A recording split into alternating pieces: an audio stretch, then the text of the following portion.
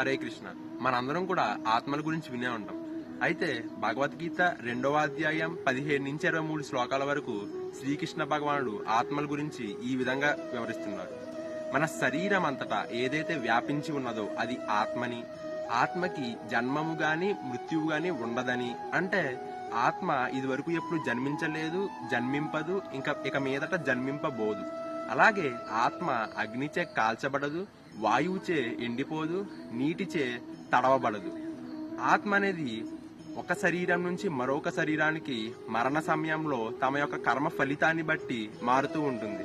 For example, మనం ఎలా అయితే డైలీ బట్టలు మార్చుకుంటామో, పాత వస్త్రాలను విడిచి కొత్త వస్త్రాలు ఎలా వేసుకుంటామో, అలాగే ఆత్మ అనేది ఒక శరీరం నుంచి మరొక శరీరానికి, ఆ శరీరం నుంచి మరొక శరీరానికి అలా కంటిన్యూషన్ ప్రాసెస్ లో ప్రయాణిస్తూ ఉంటుంది. అయితే మనం ఈ ప్రయాణాన్ని ఆపచ్చా, ఆపి మోక్షాన్ని పొందొచ్చా అంటే ఖచ్చితంగా పొందొచ్చు.